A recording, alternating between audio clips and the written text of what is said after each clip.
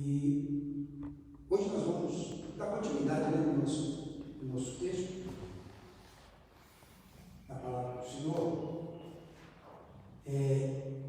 Hebreus capítulo 3, nós lemos até o versículo de número 10, né? Do 6 ao 10. Agora nós vamos ler do 10 até o versículo 19.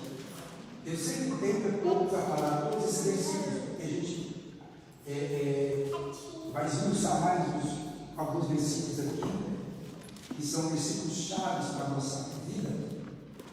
Mas nós temos aqui a palavra de Deus abençoada no meu coração, no seu coração. Então nós vamos ler o versículo 12, aliás, versículo 12 até o 19. Aleluia. Vamos ler do 12, capítulo 3 da carta aos Hebreus, e do versículo 12 até o versículo 19. Amém? Nessa leitura você pode participar. Vou deixar você pode participar nessa leitura. Né? Diz assim o versículo 12: Vede, irmãos, que não haja em qualquer de vós um coração mau e infiel, para se apartar do Deus vivo. Ao contrário, encorajem-se uns aos outros todos os dias, durante o tempo que se chama hoje, de modo que nenhum de vocês seja endurecido pelo engano do pecado. Porque nós temos tornado participantes de Cristo, se de fato guardarmos firmes até o fim a confiança que desde o princípio tivemos.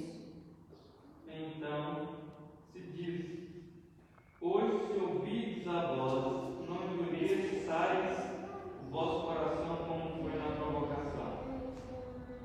Porque, havendo alguns ouvido, o provocaram, mas não todos os que saíram do Egito por meio de Moisés. Mas como se indignou por 40 anos, não foi porventura os que pecaram, cujos corpos caíram no deserto? E aquele jurou que não trairiam o seu refúgio, senão aos que foram desobedientes. E vemos que não puderam entrar por causa da sua incredulidade. Poder sentar, meus irmãos? O texto é bastante sugestivo e, como eu disse, não há tempo para a gente falar muito, mas nós vamos tentar ser sucinto, sintetizar, aos poucos, porque se a gente sintetizar tudo, a gente vai perder muita coisa. Mas nós vamos passar para os irmãos aqui algumas verdades do escritor aos Hebreus, nesse versículo 12 até o versículo 19, ele quis passar para nós. Aqui ele começa falando sobre a incredulidade. Ele chega a dizer que ele chega a chamar a atenção dos irmãos da igreja daquela época. Isso também serve para nós, porque nós temos que tomar cuidado com a chamada incredulidade. Quanto mais o tempo está passando, quanto mais nós estamos vendo as coisas acontecer, deveria ser ao contrário. As pessoas deveriam ficar mais crentes e não incrédulas. Mas nós estamos observando que ao passar do tempo as pessoas estão ficando mais incrédulas e menos crentes. E muitos falam até da volta de Jesus, que ele já não volta mais, já faz mais de 2.000 anos, e muitas coisas eles falam. E o escritor aos Hebreus está trazendo para a igreja daquela época, e também serve para nós.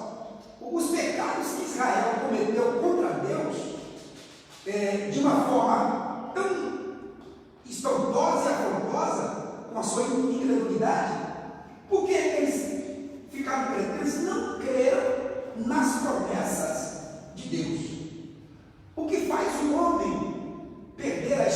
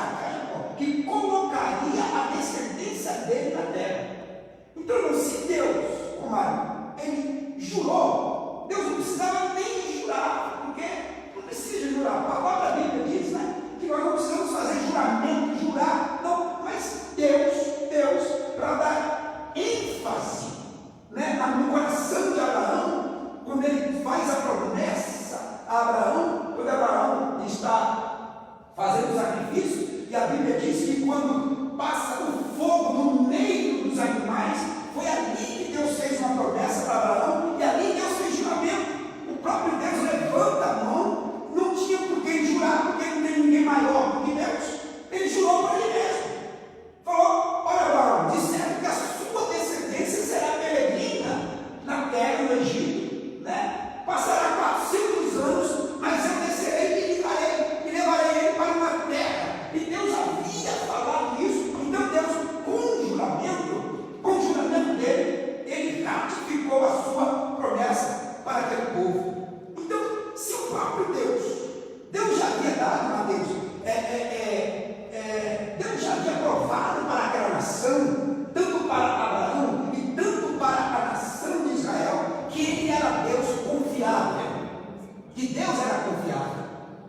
Mas só que o povo, diante das maravilhas que Deus fez, diante dos milagres que Deus fez no Egito, que tirou eles do Egito, eles assim mesmo ficaram incrédulos. A incredulidade é quando você não crê na promessa que Deus lhe fez, que Deus deu. E eles, então, a Bíblia diz que eles caíram no deserto, não entraram na terra, eles saíram do Egito por incredulidade.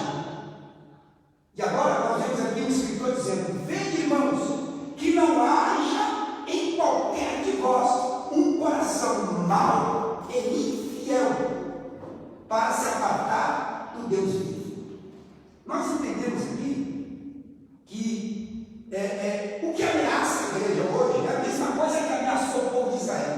É a incredulidade. É o povo não crer. É o povo não mais crer na promessa de Deus. Irmãos, tem várias promessas que Deus fez para nós. Deus fez a promessa de estar conosco. Através de Cristo, Ele disse: estarei convosco todos os dias até a consumação do século. Isso é uma promessa. E Ele está conosco todos os dias. Mas tem gente que já não tem mais essa percepção de que Cristo está com ele todos os dias.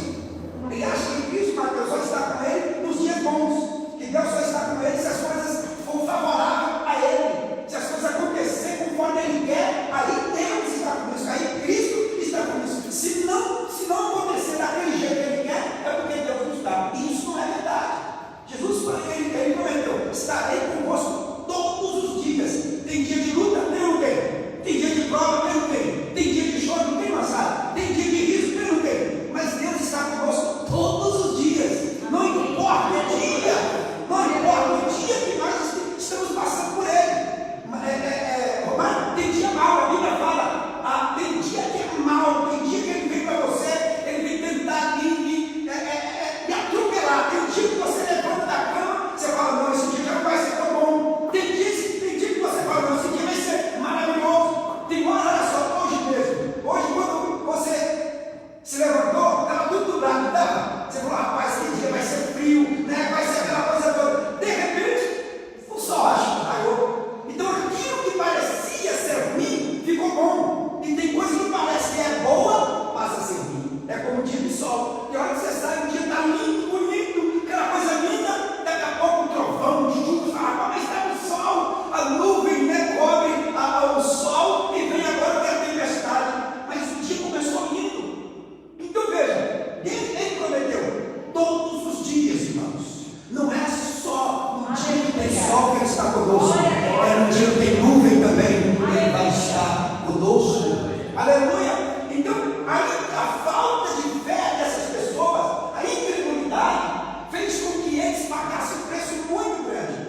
E isso a igreja hoje tem que aprender. O mesmo perigo que ronda, né, que rondou eles, ameaça a igreja. Por isso que o autor aos Hebreus, Leonardo, está exortando os irmãos daquela igreja. Vede, irmãos, olha só, vede, irmãos, isso é uma exortação, que não haja em nós, em qualquer um de vós, um coração mau, um coração perverso, um coração duro, um coração mau, mais diz um coração mau.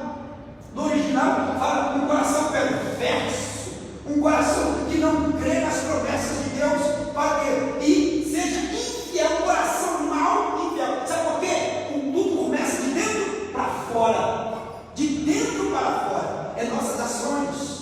As nossas ações só se tornam realidade porque dentro de nós ela já consumou. Ela já consumou. Então veja isso, o teu coração tem que ser guardado. O meu coração, o nosso coração, nesses últimos tempos, tem que estar guardado. Porque a incredulidade, ela chega. O pecado primeiro mina. Quando o pecado mina, daqui a pouco vem a incredulidade. Daqui a pouco a incredulidade, nós vamos ver aqui, traz a apostasia. Faz o crente se afastar das maiores promessas de Deus. E para esse já não tem mais resultado. Olha o que diz. Nós vamos ver aqui que, em primeiro lugar, ele está chamando, acautelando-se contra a incredulidade, tendo todo cuidado, irmãos. Olha só, quando ele diz isso, ele está falando: olha, o cuidado é imperativo. Olha que coisa linda. É imperativo, que expressa uma duração contínua. Nós temos que estar vigiando constantemente, porque a qualquer momento nosso coração ele pode ficar incrédulo. A qualquer momento nosso coração pode perder a confiança. A qualquer momento, porque isso é de dentro para fora, não é? As coisas acontecem de fora para dentro, vem surgindo de dentro do coração. Então nós temos que vigiar. A incredulidade também é um laço terrível, é uma armadilha insidiosa, né? Como diz o escritor, é como uma rede, você não percebe, daqui a pouco você está todo amaranhado com ela, está preso nela, ela apanha e torna a pessoa prisioneiro. Olha só, quando nós olhamos, a incredulidade, ela é a recusa obstinada, e diz isso, foi Augusto Nicodemos, ele diz, a incredulidade é a recusa obstinada de crer em Deus e nas suas promessas. Precisamos, portanto, irmãos, vigiar para não nos tornarmos incrédulos. Deus, ele é confiável. O Deus que nós servimos é um Deus tão confiável que você pode, até às cegas, confiar nele. E muitas vezes você pode crer piamente no que Deus falou, porque Deus ele é fiel para cumprir a palavra dele. E nós temos que ver isso no coração. No mundo que está incrédulo, no mundo que já não acredita mais, no mundo que já não tem mais a fé ativa em Cristo, a igreja precisa demonstrar algo diferente do mundo que não tem Deus, do mundo que não tem mais confiança, que não tem esperança. O nosso Deus ainda, Romário, é digno de toda adoração, de todo louvor, é digno de confiança. Aleluia. O homem erra, o homem falha, o homem promete, não cumpre, mas Deus não. Deus, ele é louvável pelas suas promessas que são infinitas, e ele também não falha. Olha só, ele diz aqui uma palavra que nós temos que estar atentos. Em primeiro lugar, nós temos que estar tomando cuidado com as armadilhas.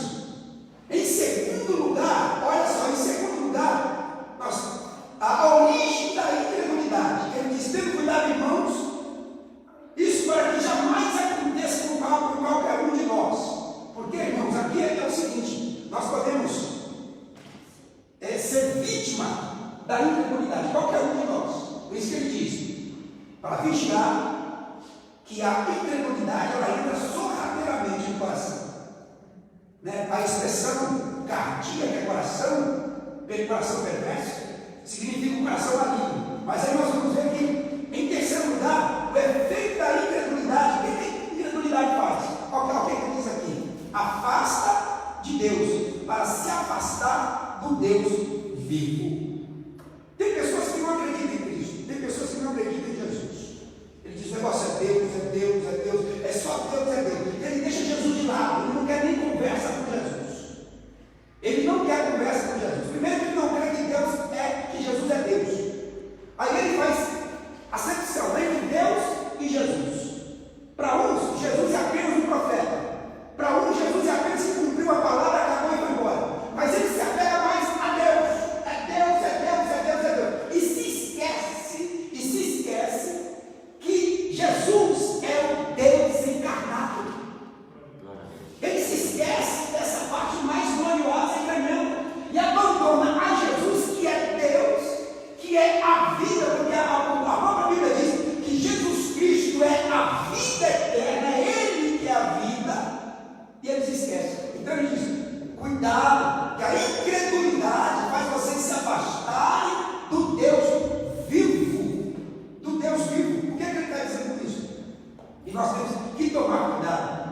Essa é o efeito que ela faz, é se afastar do Deus vivo. E isso então vai gerar o quê? Apostasia. Quando ele está dizendo aqui, irmão, afastar, é apostenai, que é grego. Apostenai, a palavra afastar é apostatar. O que é apostatar? O que é a pessoa quando ele se apostata? Ele primeiro fica incrédulo, depois ele se apostata. É uma apostasia que sugere o fim de que a descrença em Deus conduz a ela. Quando a pessoa já não crê mais no Cristo vivo, já não crê mais em Deus, ele entrou em apostasia. Primeiro a incredulidade, depois que ela chega, ela vai entrando na vida da pessoa, ela está agora apostatando da fé aos poucos. E olha o que ele diz, a incredulidade, ela desemboca uma apostasia e o desvio da verdade e o afastamento de Deus. Se afastar de Deus é exatamente jogar a vida fora, jogar a vida eterna fora. Se afastar de Deus é não querer a salvação que está em Cristo Jesus. Quando a pessoa se afasta de Deus, ele já não quer mais nada com o céu, já não quer mais nada com a eternidade, pois Cristo veio salvar o homem da condenação fatal e Jesus Cristo é o Deus vivo que desceu do céu. Olha que coisa linda. Quando o homem se afasta desses princípios, ele então está jogando fora a sua salvação e está jogando fora a sua vida eterna. Olha só o que diz a Bíblia. Quando nós vemos aqui, ele dizendo isso, antes exortai uns aos outros com todos os dias. Ele está dizendo, olha, no quarto lugar, quando a ameaça da incredulidade, a fim de nenhum de vós, o pecado, irmãos, é enganoso. O pecado, né, ele gera morte. Essa Bíblia diz, o pecado gera morte. Ele traz a morte.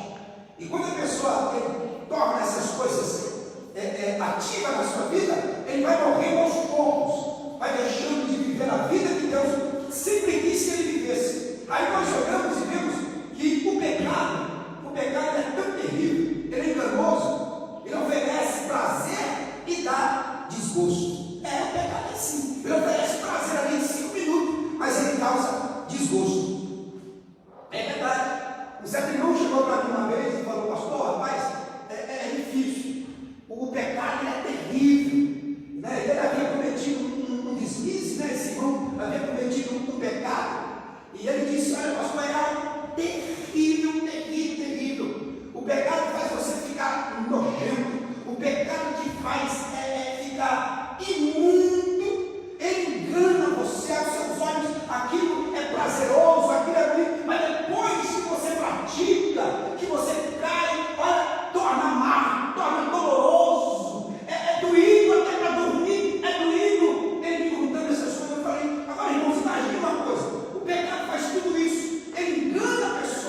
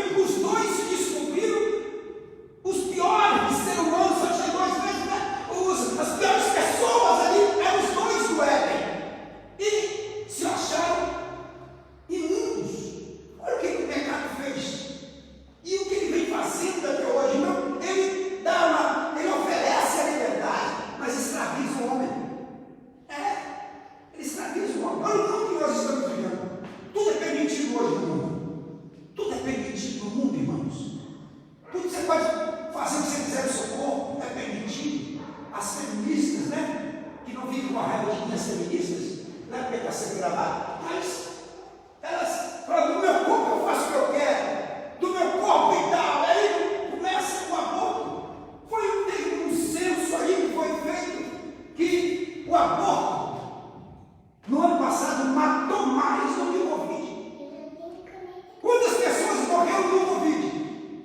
2.700.000 e poucas mil pessoas morreram até ontem com o Covid. O aborto, 3 vezes mais, matou 3 vezes mais, quase 8 milhões de fetos foram mortos. Por quê? Por causa do senso de liberdade que foi dado a essas pessoas. E acha que isso é liberdade. E causa maior transtorno, maior dificuldade no mundo. O pecado faz isso. Por isso que o escritor está dizendo, para que não haja em vós um coração mau e infiel, para se apartar do Deus vivo. E nós temos que tomar este cuidado. Olha só o que ele diz aqui. Que o pecado, ele é tão terrível, ele oferece vida, mas ele mata. O pecado, ele sempre leva mais longe do que você gostaria de ir. Reterá mais tempo do que você gostaria de ficar. O pecado é assim, é só pouco. E daqui a pouco é 5 minutos. Aí daqui a pouco do 5 vai para 10, do 10 vai para 15, do 15 vai para 20, e de meia hora ele vai para 10 horas, de um dia ele vai para uma semana. Por quê? O pecado escraviza. Então, ele diz aqui que o pecado ele tem mais tempo do que você gostaria. E ele custará um preço mais alto do que você pode pagar. O pecado, o preço dele é alto. E nós não podemos pagar a fatura do pecado. Nós não podemos pagar a fatura dele. Não tem como você pagar a fatura. Ou a pessoa peca, a gente pode até pecar, mas a fatura vai chegar. E a gente não vai ter como pagar aquele erro que cometeu. Eu estava lendo hoje, no texto pela manhã, eu estava lendo, no meu devocional, eu estava lendo quando Davi, está dentro aqui no texto, irmão, falando sobre o pecado, está dentro aqui no texto. Quando Davi não foi, ele não foi para a guerra. E aquele dia era para ele estar na guerra, ele não foi para a guerra, Davi não foi. Ele tinha que estar junto com seus guerreiros. E naquele dia a Bíblia diz que Davi levantou de tarde e foi para essa casa, já quase de noite, mas já escuro, né? Já meio escuro. Quando ele sai assim, um pouco escuro, ele sai e viu uma mulher tomando banho. Ele viu lá e na mesma hora ele desejou aquela mulher, desejou no coração dele. E entrou dentro de casa e perguntou: quem é aquela mulher? E um dos criados dele falou: a esposa de Urias, teu servo. Onde é que Urias está? Na guerra. Só Davi estava lá. Urias na guerra, Joabe na guerra, todo mundo na guerra, Davi. A Bíblia diz que ele então manda uma carta para Joabe e pediu para que Urias viesse embora. Porque ele foi, tomou aquela mulher, deitou com aquela mulher, a mulher ficou grávida, chegou para ele e falou, chegou para Davi e falou: Davi, estou grávida, e agora? Aí Davi se desesperou. Davi entrou em desespero. Olha o pecado, irmão. Ele levantou na hora errada. Não era para estar naquele momento, não era para ele estar nessa cara. Olha para você ver o preço que o pecado é. Aí agora ele vai para tentar arrumar, ele atrapalhou mais ainda. O pecado é assim, Mateus. A gente acha que com uma mentira a gente vai ajudar a situação. Mas uma mentira vai tornar pior do que a outra, porque você mente agora, você vai ter que mentir para sustentar a mentira que você mentiu. E depois você vai ter que mentir de novo para sustentar as duas que você mentiu. Aí pronto, vai virar uma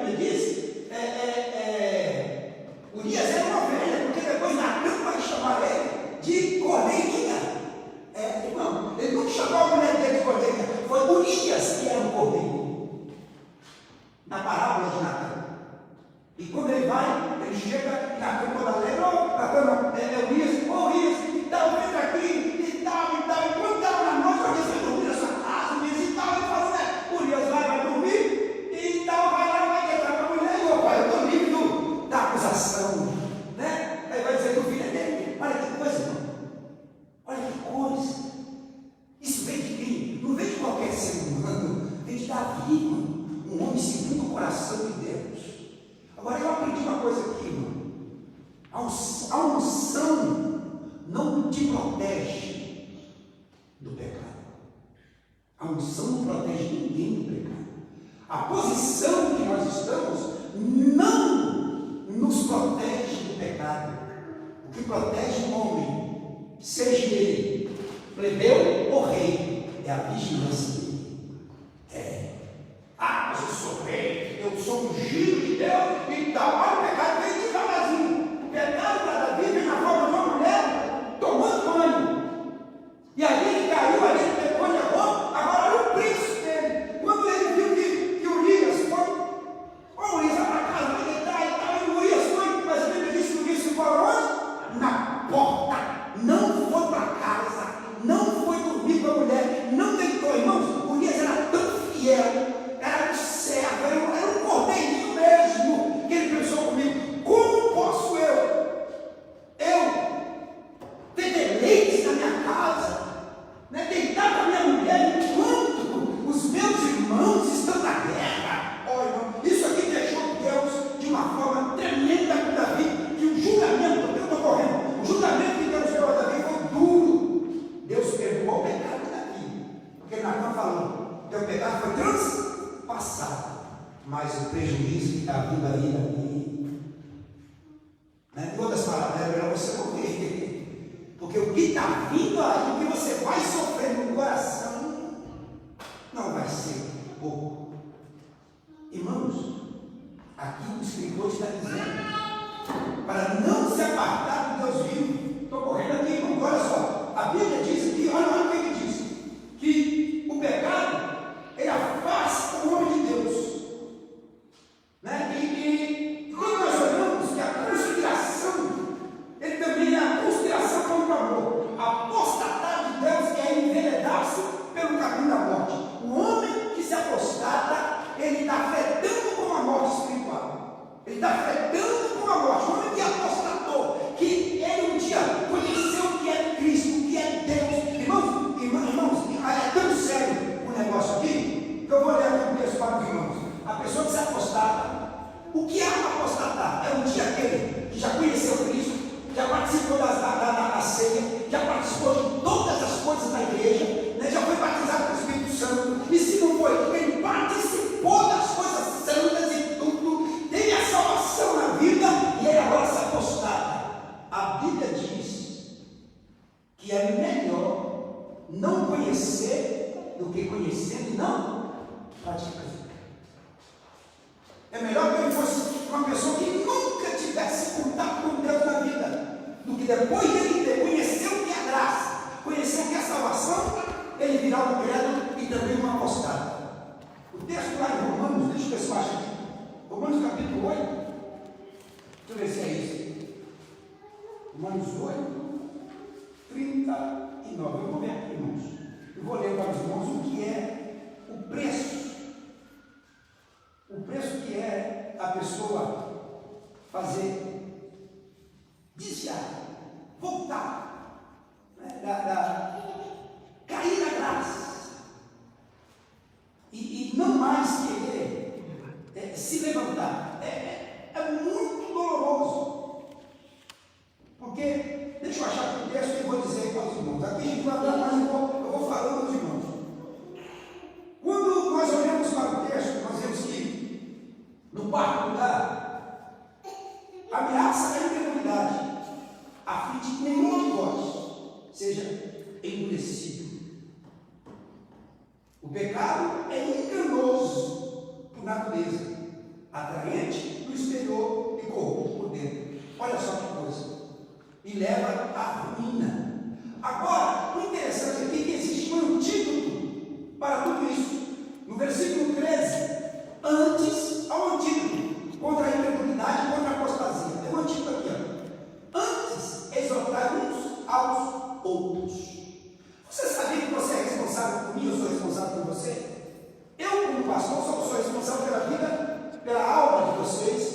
a vocês do caminho certo, do caminho do céu. Eu como pastor. Mas eu, como irmão, sou responsável individualmente pela vida do Mateus.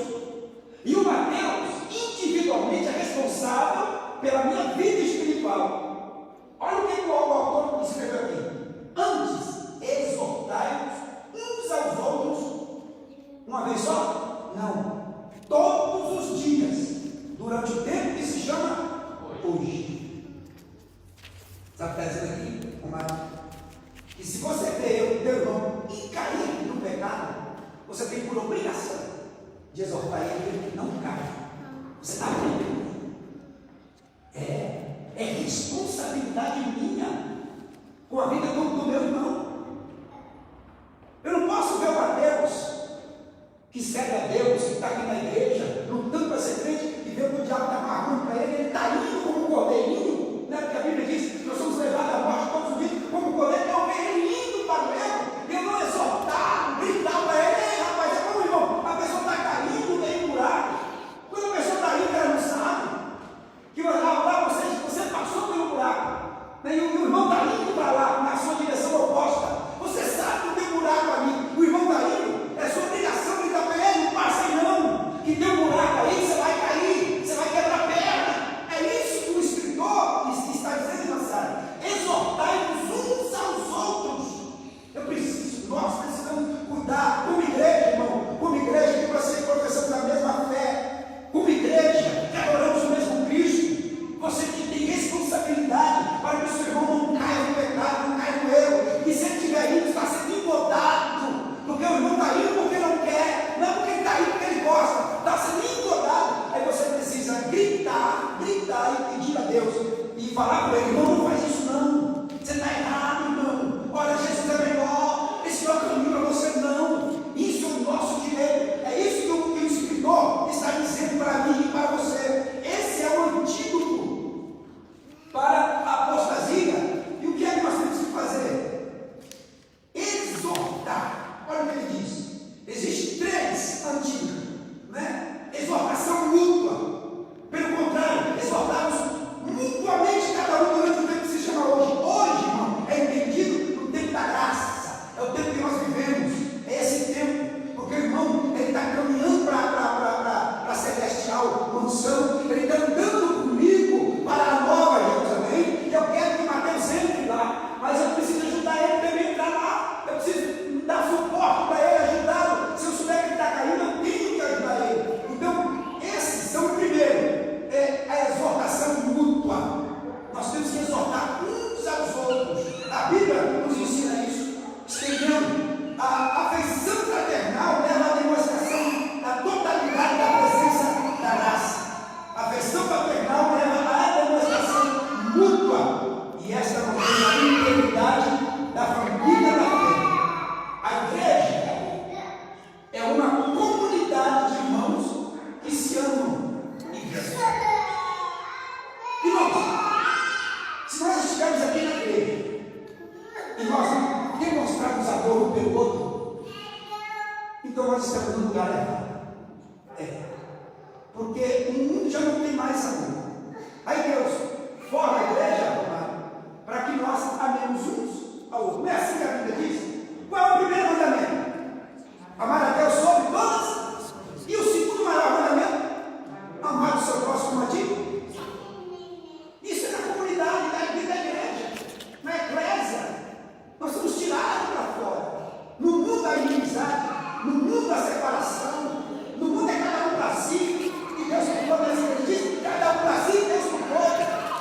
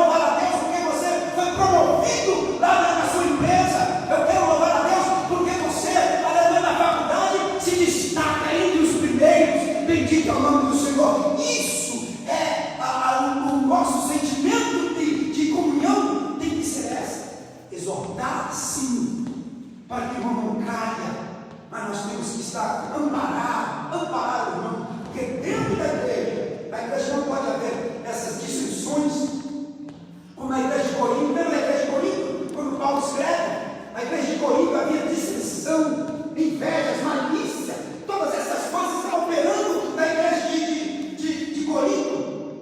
A igreja tinha, Mateus, a igreja tinha todos os dons espirituais. Os dons da igreja de Corinto eram manifesta, todo mundo via aquelas coisas, mas lá dentro tinha inveja, dissensão, né? tinha coisas erradas. O apóstolo Paulo diz: não é bom o que eu ouço de vocês, não é bom o que eu estou ouvindo de vocês, que entre vós haja dissensão, dissimulação, que haja essas coisas erradas como se estivessem no mundo. Não, nós viemos de fora. A Bíblia diz: eclésia, tirados para fora do mundo, e fomos constituídos igreja do Deus vivo, aonde Deus tem prazer de visitar a minha vida e visitar a sua vida. Quando nós olhamos assim, meus irmãos, o escritor, a carta aos Hebreus, no capítulo 3, diz: ó, é hoje, é o tempo da graça, aleluia, porque a porta vai fechar, meu Deus, a graça vai fechar, a graça, a porta da graça, ela vai se fechar, e quando fechar, não tem mais nada para fazer. O tempo é agora, é hoje, o tempo da graça. Eu tenho que ajudar você, você tem que me ajudar. Se você, eu estou caindo no poço, você tem que estender as mãos para mim. Não cai não. Jesus te ama, Jesus precisa de você. É assim que a igreja tem que ser na terra, ajudando, aleluia, fortalecendo a fé do novo convertido, do irmão que está chegando, do irmão mais velho, aleluia. Falar de velho, falar de pessoas mais velhas. O que nós temos que fazer com as pessoas mais velhas? Dar carinho.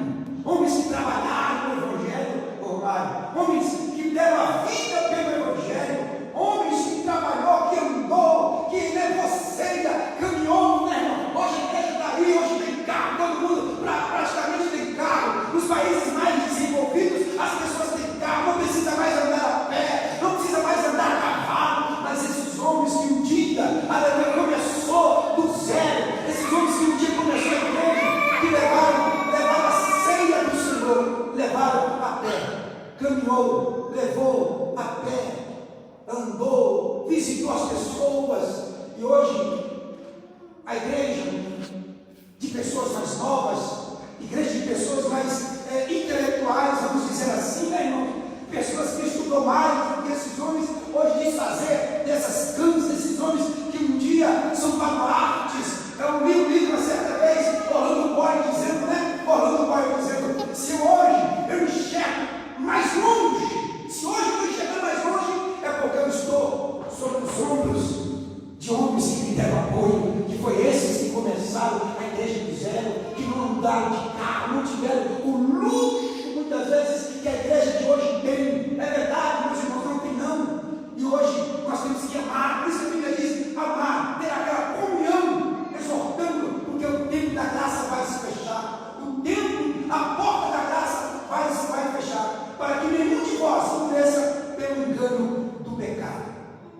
A união com Cristo. Primeira coisa, Deus nos exorta. Segunda coisa, nós vamos um dia nos unir com Ele, para tornarmos participantes das coisas do céu, das coisas celestiais. E eu quero que você entre no céu. Aleluia. Eu quero que você esteja lá na glória, porque um dia tudo isso aqui vai findar, meus irmãos. Por isso nós não devemos nos apegar a nada aqui. Nós temos que estar firmes com Deus, fugindo do pecado, fugindo da incredulidade que está rondando, a incredulidade dessa geração, a incredulidade desse século. Ela tem permeado igrejas, tem permeado casas, tem permeado famílias. A incredulidade tem chegado, o pecado tem avançado de uma forma tão terrível. O pecado aperta a mente, entendeu? Depois da era da informática, nunca mais o mundo será o mesmo. O mundo nunca mais será o mesmo depois da era da informática. E o mundo também nunca mais será o mesmo depois dessa pandemia. Deu muito mais força à internet, deu muito mais força ao pecado, essas coisas. Hoje nós estamos aí alastrando na internet. Você vê o que você quiser, você assiste o que você quiser, não tem pudor, não tem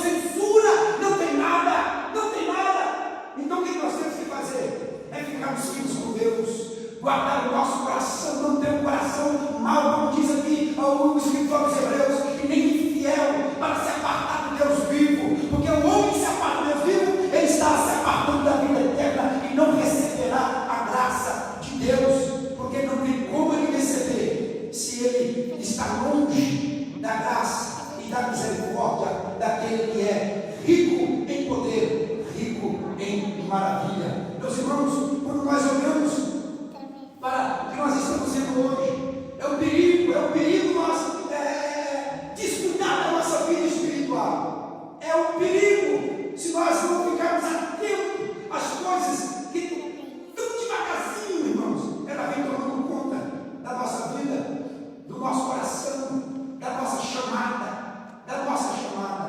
Temos que ter cuidado com nossa vida espiritual. Você que está me ouvindo, você que esteja onde você estiver, não se afaste do Deus vivo, não se apostata, não se retire, não se revolte contra Deus. Aí nós vemos a palavra apostasia, o perigo supremo que nós temos aqui que constatar que se apostatar de Cristo é se apostatar automaticamente do Deus vivo. O oposto que a vida eterna está nele. A vida eterna está em quem? Em Cristo. Se a vida eterna está nele, ele é Deus, ele é o Deus que dá a vida eterna. O indivíduo perde a oportunidade de ter a vida eterna.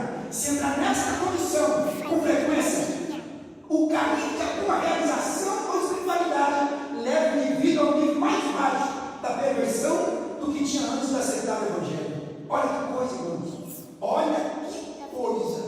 Antes de aceitar o Evangelho, antes ele não tivesse aceitado o que ele aceitar e pisar no sangue que foi derramado na cruz. Não fazer jus pelo sangue que Jesus derramou. Não tem mais jeito para ele.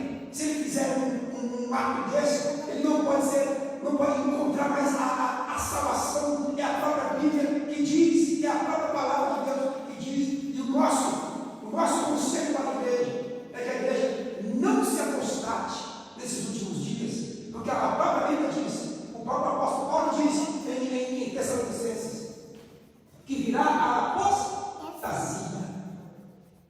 Ela vai chegar, a apostasia está chegando, está aos poucos chegando, irmãos. As pessoas se apostatando, não acreditam mais no sangue de Jesus, não acreditam mais na cruz, no Calvário, não acreditam mais nas promessas. Isso é se apostatar aos poucos. E quem se apostata de Cristo perdeu a vida, porque nele está a vida. Nós temos que ter cuidado. Porque o tempo está chegando. Olha só o que diz Hebreus capítulo 6, olha aqui, 6, versículo de número 4. Olha como é, Omar, se a pessoa se apostatar, para ele a salvação está dando um fim. Hebreus 6, 4. Porque é impossível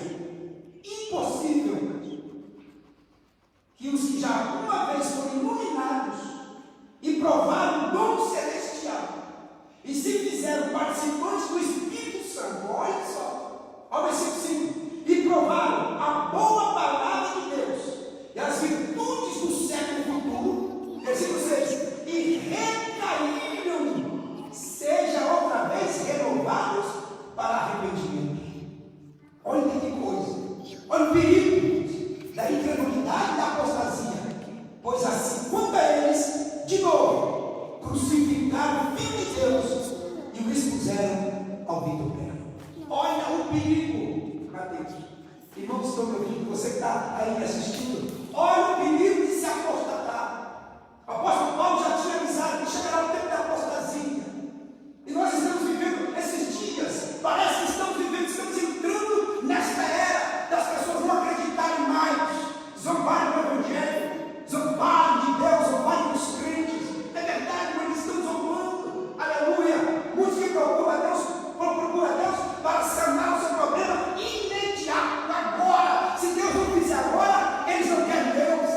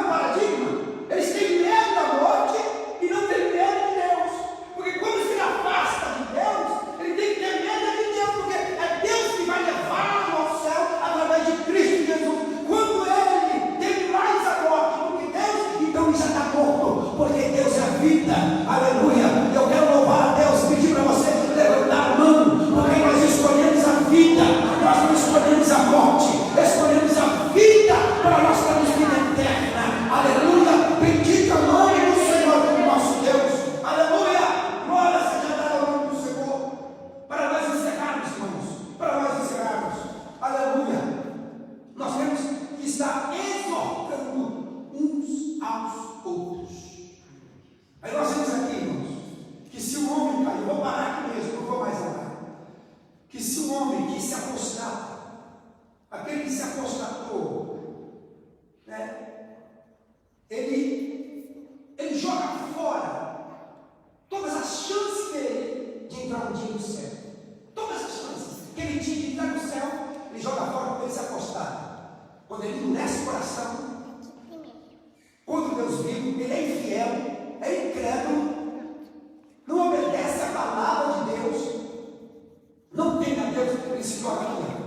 O autor, o próprio escritor aos Hebreus, no capítulo 6, ele diz: porque é impossível que os que já uma vez foram iluminados, irmão, Deus nos iluminou para que recebêssemos a Cristo. Sabe por quê? A Bíblia diz que nós estamos na beira do caminho de trevas. A Bíblia diz que a luz raiou na onde? A luz raiou onde estava a sombra da morte, nas trevas, e nós somos iluminados. É Deus que ilumina o homem para a salvação. É Deus que iluminou a vida. Agora imagina, o homem foi iluminado, que aceitou a Cristo, reconheceu o seu estado pecaminoso, e um dia se rendeu a Ele, aceitou a Ele, e depois de tantas coisas, deixou eu aproveitar e dizer uma coisa: as pessoas hoje, com a internet, ele vai para a internet, ele pega o estudo ali, pega o estudo aqui, ele vai pegando estudo e vai colocando, fazendo aquela salada daquele, e vai pegando, e manda para um, e manda para outro, e tanta coisa. Hoje tem tanto teólogo na internet, tem tantas pessoas aí dizendo que é isso, que é aquilo, e estão levando cativo a fé daquelas pessoas mais simples. Aleluia, aquela pessoa, daqui a pouco a pessoa está perdida. Sabe por quê? A fonte que ele está indo é uma fonte suja, ele não fica mais com uma fonte só. É como a Bíblia diz, que o próprio Deus falando: vocês deixaram a mim a sua fonte, aleluia, pura, vocês deixaram um manancial vivo e abrir para vocês cisternas rotas. Tem gente indo atrás de cisternas rotas, tudo que ele vê na internet ele pega, tudo que ele vê ele coloca dentro do coração, tudo que ele vê, daqui a pouco ele não sabe mais se vai para o céu ou se fica aqui, ele não sabe mais se respeita o pastor ou se desrespeita. Por isso nós temos aqui, irmão, nós temos tantas coisas, as pessoas falam, estão se apostatando. Olha, a era da informática está criando apostata.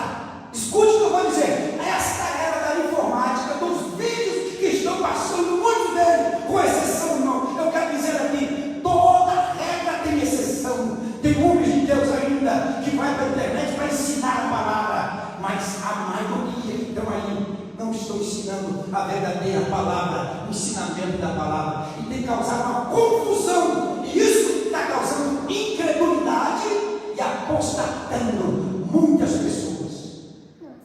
Tira a internet para você ver. Vamos voltar atrás quando não tinha internet.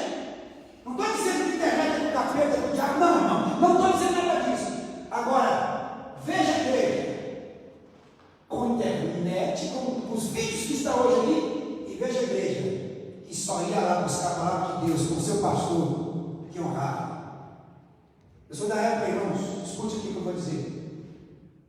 Eu sou da época que você respeita pastor. Sou da época que você se respeita pela autoridade que Deus deu a ele. Eu sou da época que você respeita até pela cabeça branca que ele tem. Se ele é um pastor e tem cabelo branco, aí você tem que redobrar o seu respeito por ele. Eu sou da época de que nós nunca discutimos com o pastor, nunca falamos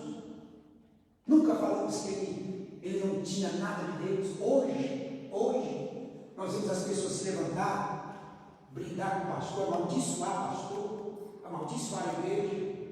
É uma época, sabe por quê? A internet não está trazendo respeito, não está pregando a palavra. As pessoas que estão aí estão desfazendo, pessoas que é contra dízimo, estão indo para a internet, para Deus, falar de dízimo, bater o dízimo, judiar os irmãos que dão dízimo, batendo. Ainda vai pegar textos isolados da Bíblia para querer colocar na cabeça dos incautos. dizendo que isso é do Velho Testamento, que isso não pode mais.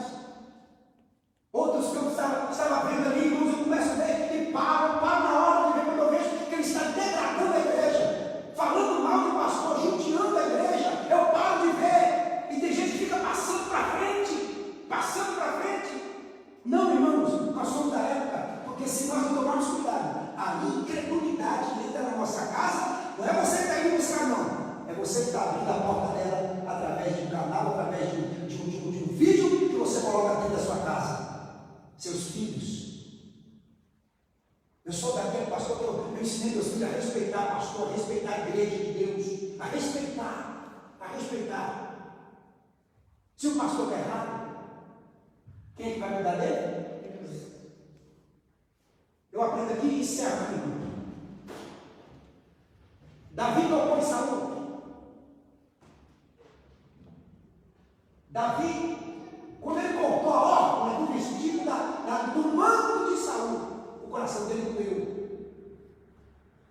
Porque mesmo Saul perseguindo ele, mesmo Saul errado, perseguindo ele falou: não sou eu que vou levantar minha mão contra o ungido do Senhor. Não fez, ele cortou a órgula do vestido, doeu no coração dele. Quando Saul morreu, que mataram Saul, os filisteus armaram, mataram Jonas primeiro, Saul matou Saul também. Saul, aliás, quando ele viu que os homens iam matar ele, pediu para o pai de arma, Romário. O pai de arma estava com ele. O pai de arma era para proteger o rei. Todo pai de arma é para proteger a vida do rei com a vida dele. O pai estava ali com ele. E ele falou: olha, eu estou ferido, e eu não quero ser morto pela mão dos filisteus, para que eles incircuncisos não falem de mim. Pega a espada e me mate. O pai de Java falou: não. Aleluia. O pai de Java falou: não, eu não posso tocar no ungido do Senhor, eu não posso me matar, eu estou aqui para te proteger. Se eu não posso me proteger, também eu não posso te matar. Se eu não posso cuidar da sua vida, também tirar a sua vida, eu não posso. E ele então falou: não, Saul insistiu: me mata, que eu não quero cair na mão dele. Falou: não, eu não mato não. O próprio Saul, Romário, pegou a espada, se jogou por cima da espada, colocou a espada nele e se forçou e matou. O pai de Java, quando viu o seu rei morto, morreu do lado dele. Mas ele não teve coragem de tocar em Saul. Ele não teve coragem de matar, porque o pai está para dar vida. Nós temos que ser pais de arma, nós temos que ser escudeiro do nosso irmão, escudeiro do nosso pastor, escudeiro. Se ele errar, Deus vai tratar ele como homem. Foi isso que Deus falou para Davi. Davi falou: eu estou tirando, estou levantando seu filho, Salomão, vou levantar ele, vou colocar no reino, ele vai fazer uma casa para mim. E se ele transgredir, eu vou açoitar ele com os açoites de homem. Isso que Deus falou: eu vou açoitar ele. Se ele errar, eu vou açoitar. Mas a minha benignidade não vai sair da tua casa. Por que Deus fez isso com Davi? Porque Davi não tocou no ungido de Deus. Sabe o que chegou o nome depois? Quando Saul estava morto, Saul morreu, o pai morreu e Jonathan morreu. Chegou um homem e falou: rapaz, vou levar as novas para Davi, porque Saul estava querendo matar Davi e agora Saul está morto. Ele chegou mentindo. Olha o que a mentira faz: a mentira leva a morte. Quando ele falou, chegou para Saul e disse, e aí para Davi, falou: Davi, estou vindo a batalha, Davi. Corri, rapaz, Davi caiu, todo mundo morreu, todo mundo. Eu vou dizer uma coisa para o senhor: Deus te ligou hoje. Foi, mas Deus ligou. Eu matei Saul. Mentira, ele não tinha matado Saul. Tirou a própria vida para não cair na mão dos filhos de Deus. E o homem, Romário, saiu mentindo. Achou que Davi ia gostar disso. Eu matei ele. Olha, acabei com a vida dele e tal. Aí Davi falou: rapaz, eu tive saúde na minha mão 2 vezes. Eu não tive coragem de tirar a vida daquele homem. Deus, você está pensando que eu vou te dar dinheiro? Eu vou lhe pagar porque você fez isso. Davi chamou um servo dele e falou: arremete contra esse homem, que ele não teve medo de tocar no ungido do Senhor. E morreu, não. Eu encerro aqui, meus irmãos. Não deixe a incredulidade tomar conta do seu coração. Guarda o seu coração. Guarda a sua alma. Guarda o seu espírito. Não seja incrédulo. Sirva a Deus com todo o seu amor e seu coração. E Deus vai te honrar na terra. Amém? Deus abençoe. Fiquem todos com Deus. Vamos encerrar, irmãos. Deus em Cristo continue abençoando a vida de todos vocês em nome de Jesus. A palavra de Deus é fabulosa, irmãos. Que Deus abençoe. Muito obrigado por vocês terem vindo. Em nome de Jesus. Deus continue fortalecendo a vida, a casa e a família de todos vocês. Amém? Pode vir. Aleluia. Soberano Deus, eterno Pai, te damos graças, meu Deus, mais uma Sim, vez, Deus. pela tua palavra Aleluia. essa que falou no nosso coração. Continua, meu Deus, guardando as nossas vidas, nossas almas, da incredulidade que rodeia o mundo. Deus, nos guarda a tua igreja, Senhor, de contaminar, Senhor, o mundo cruel, Senhor. Deus, livra as nossas vidas, nossas almas de todo mal. Que nós possamos, meu Deus, estar mutuamente, meu Deus, uns com os outros, crescendo, meu Deus, na paz e na graça, no conhecimento da tua palavra. Continua conosco, guardando, meu Deus, um resto de semana abençoado. É isso que nós pedimos, crendo em ti, Jesus, em nome de Jesus. Amém. Estenda as mãos assim, meus irmãos. Que o grande amor de Deus, nosso Pai, a graça do nosso Senhor e Salvador Jesus Cristo e as ricas consolações do Espírito Santo repouse sobre a vida de todos e todos digam amém. Deus abençoe. Vão em paz em nome de Jesus.